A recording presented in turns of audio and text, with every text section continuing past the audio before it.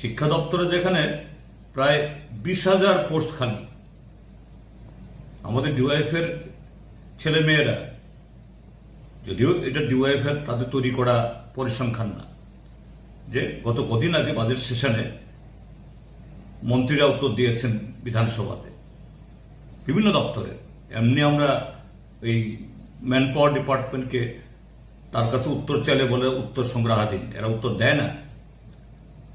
কিন্তু আমাদের এমএলএরা খুব বুদ্ধি করে একটা একটা দপ্তর করে শূন্যপদ কত চেয়েছে এটা যোগ করে দেখা গেল 51,000-এর বেশি শূন্যপদ বেরিয়েছে। তারপরও 18-19টা ডিপার্টমেন্টের কোনো তথ্য আসেনি। সে 18-19টা দপ্তর থেকে যে তথ্য আসে এটা কোথায় গিয়ে দাঁড়াবে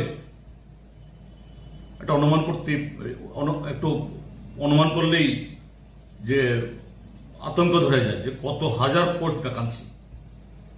এক একটা দপ্তর তার মানে মঞ্জুরকৃত যে টোটাল পদ তার অর্ধেকের বেশি খালি।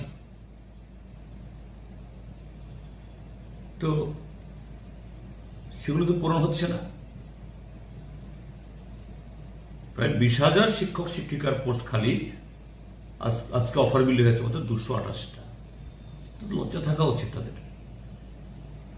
ত্রিপুরাজ্যের মানুষের কাছে এই কথাগুলি বলার আগে 7 বার ভাবা উচিত যে এরকম যে অফার আবার মেলা, হাজার হাজার পোস্ট পাখি রেখে তুমি 228টা এই মরুভূমির মধ্যে একটু জল ছিটিয়ে দিয়ে আবার তুমি বলো বেলা।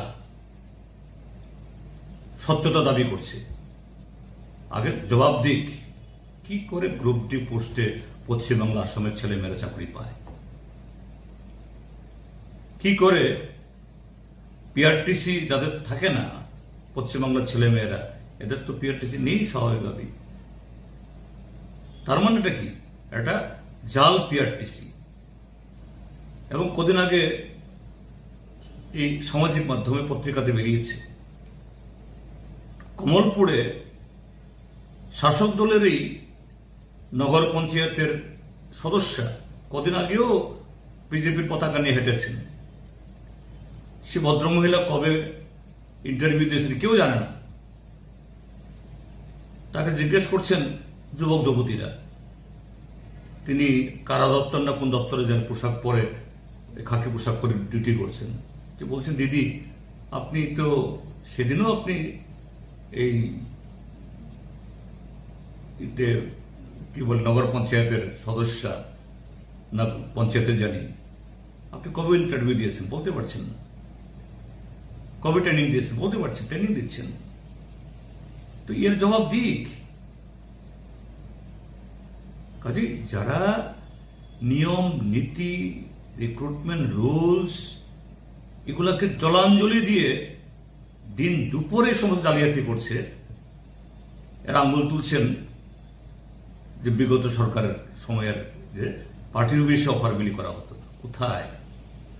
একটা এরকম উদাহরণ দিক, একটা ঘটনা বলুক। এভাবে করে মিথ্যা দিয়ে সত্যকে ঢাকা যায় না।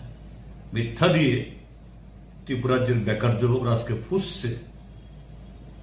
অর্ধলক্ষাধিক শূন্যপদ ফেলে রেখে আজকে সুশাসনের যারা বড়াই করছেন, আর এভাবে ছিটে ফুটা চাকরি দিয়ে মেলার নামে সেখানে সমস্ত এই অসত্য তথ্য দিয়ে বহাবা করাচ্ছেন, এগুলো দিয়ে যে বৈতরণী পার হওয়া যাবে না।